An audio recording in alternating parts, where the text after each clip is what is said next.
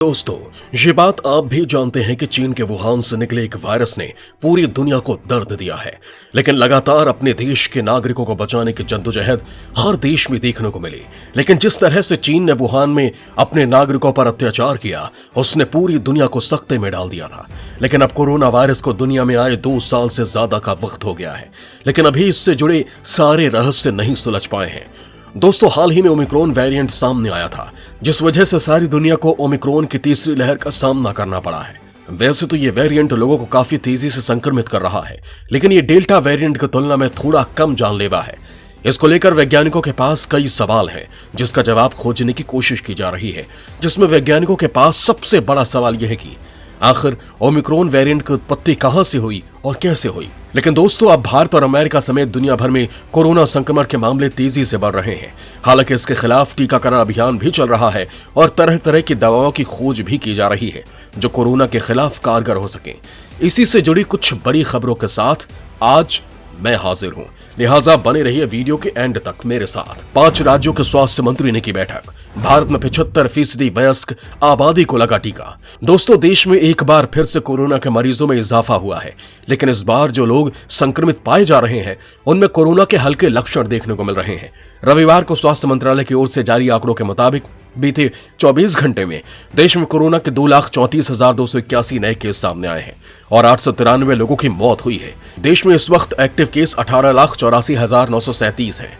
तो वहीं देश का डेली पॉजिटिविटी रेट 14.50 हो गया है। लेकिन जब बात वैक्सीनेशन की आती है, तो अब तक देश में वैक्सीनेशन का कुल आंकड़ा 165,70,60,692 पहुंच गया है। केंद्रीय स्वास्थ्य मंत्री मनसुख मांडविया ने ट्वीट करके बताया है कि सबका साथ सबका प्रयास के मंत्र के साथ भारत में 75% वयस्क आबादी को वैक्सीन की दोनों डोज लग चुकी है। जबकि देश में कोरोना महामारी का कहर के बीच केंद्रीय स्वास्थ्य मंत्री मनसुख मांडविया ने कोविड और टीकाकरण की स्थिति को लेकर एक हाई लेवल बैठक की, जिसमें 5 राज्यों ओडिशा, बिहार, छत्तीसगढ़, झारखंड और पश्चिम बंगाल के प्रमुख सचिव, अतिरिक्त मुख्य सचिव, सूचना आयुक्त शामिल थे। बैठक के दौरान सभी राज्यों ने अपनी यहाँ की स्थिति के बारे में स्वास्थ्य मंत्री को अवगत कराया। क्या ओमिक्रॉन वेरिएंट की उत्पत्ति में चूहों का हाथ है? रिसर्च में वैज्ञानिकों ने किया बड़ा खुलासा। दोस्तों, वैज्ञानिकों के पास सबसे बड़ा सवाल यह है कि आखिर ओमिक्रॉन वेरिएंट की उत्पत्ति कहां से हुई। इस पर कई शोध हो रहे हैं। नेचर की एक रिपोर्ट के मुताबिक ओमिक्रॉन के आनुवंशिक पूर्वजों का पता 2020 के बीच में चल गया था। उसके अलावा SARS-CoV-2 की लाखों बार जीनोम सीक्वेंसिंग हुई थी, लेकिन आशंका यह है कि म्यूटेशन की कुछ सीरीज छूट गई होंगी। उसी रिसर्च के दौरान यह आशंका जताई गई कि शायद चूहे या उसके जैसे अन्य जीवों की वजह से ओमिक्रॉन वेरिएंट की उत्पत्ति हुई। रिपोर्ट में यह भी कहा गया कि ओमिक्रॉन वेरिएंट के SARS-CoV-2 की तुलना में 50% म्यूटेशन है। इसमें से 30 म्यूटेशन ऐसे हैं जो कोरोना के स्पाइक प्रोटीन में मौजूद अमीनो एसिड में बदलाव से संबंधित हैं, जबकि पिछले वेरिएंट में 10 से ज्यादा स्पाइक प्रोटीन मौजूद नहीं थे। इसके अलावा पिछले साल मार्च-अप्रैल में कोरोना की दूसरी लहर आई थी, तो उसके पीछे डेल्टा वेरिएंट का हाथ था। भारत में भी इसका बहुत बुरा असर पड़ा, जहां हजारों लोगों ने जान गंवाई। इस बार भी ओमिक्रॉन के केस काफी ज्यादा संख्या में आ रहे हैं, लेकिन गंभीर मरीजों और मृतकों की संख्या दूसरी लहर की तुलना में कम है।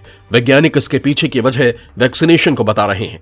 आपको बता दें कि कोरोना की ये तीसरी लहर है, जिसके बारे में एक निजी अस्पताल मैक्स हेल्थ केयर ने अपनी स्टडी के आधार पर यह दावा किया है कि कोरोना वायरस महामारी की मौजूदा लहर में संक्रमण से मरने वाले 60% मरीज वो हैं जिन्होंने वैक्सीन नहीं ली थी।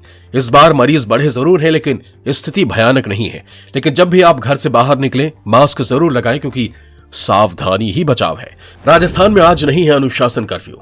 दोस्तों, पिछले कुछ दिनों से राजस्थान में कोविड के मामले 3 लाख से कम दर्ज किए जा रहे हैं। हालांकि स्थिति अभी भी चिंताजनक बनी हुई है। केंद्र से लेकर राज्य सरकारें लगातार स्थिति पर नजर बनाए हुए हैं। वहीं अब कई शहरों और जिलों में लगी पाबंदियों पर ढील दी जाने लगी है। कोरोना के खात्मे के लिए देश में दुनिया का सबसे बड़ा वैक्सीनेशन अभियान चलाया जा रहा है, जबकि राजस्थान के नगरीय इलाकों में आज जन अनुशासन कर्फ्यू लागू नहीं रहेगा। राज्य में कोरोना वायरस के बढ़ते मामलों को देखते हुए 16 जनवरी से जन अनुशासन कर्फ्यू लागू करने का फैसला किया गया था, जो शनिवार रात 11 बजे से सोमवार प्रातः 5 बजे तक लागू रहता है। सरकार ने शुक्रवार को जारी संशोधित दिशा निर्देशों में रविवार का जन अनुशासन कर्फ्यू समाप्त कर दिया, लेकिन यह आदेश 31 जनवरी से लागू होना है। नियो को वायरस इंसानों के लिए कितना खतरनाक, WHO ने किया बड़ा खुलासा। दोस्तों, विश्व स्वास्थ्य संगठन ने नियोकोव कोरोना वायरस को लेकर शुक्रवार को कहा कि इस वायरस पर और अध्ययन किए जाने की जरूरत है। चीन के शोधकर्ताओं को दक्षिण अफ्रीका के चमगादड़ों में एक नए कोरोना वायरस नियोकोव का पता चला था। फिलहाल ये वायरस केवल जानवरों के बीच तेजी से फैल रहा है।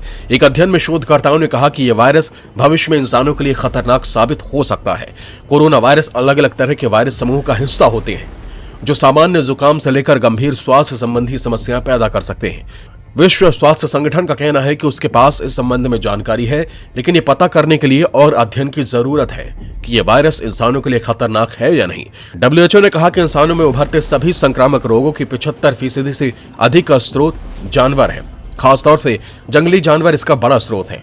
कोरोना वायरस अक्सर जानवरों में पाया जाता है। इसमें चमगादड़ भी शामिल है, जिनमें कई वायरस का प्राकृतिक भंडार मिलता है। विश्व स्वास्थ्य संगठन ने इस जानकारी को साझा करने को लेकर चीनी शोधकर्ताओं को धन्यवाद भी दिया। आखिर वैक्सीन लेने के बाद भी क्यों हो रहा है कोरोना संक्रमण? दोस्तों, शोधकर्ताओं का ये कहना है कि SARS-CoV-2 और MERS-CoV की वैक्सीन से मिली इम्यूनिटी नियोकोव पर असरदार नहीं हो सकती। SARS-CoV-2 में बहुत अधिक म्यूटेशन को देखते हुए, खासतौर से बहुत अधिक म्यूटेशन वाला ओमिक्रॉन वेरिएंट, ये वायरस एंटीबॉडी से अनुकूलन के जरिए इंसानों को संक्रमित करने की क्षमता रखते हैं। पूरी दुनिया में इस समय कोविड-19 वायरस का संक्रमण फैला हुआ है। इसकी शुरुआत साल 2019 से हुई थी। ये वायरस सबसे पहले चीन में पाया गया था। अब तक करोड़ों लोग इससे संक्रमित हो चुके हैं और लाखों की संख्या में मौतें हो चुकी हैं। कोविड-19 से लड़ने के लिए तेजी से लोगों को वैक्सीन लगाई जा रही है, जिनसे मिली एंटीबॉडी से इस वायरस के असर को कम किया जा सके।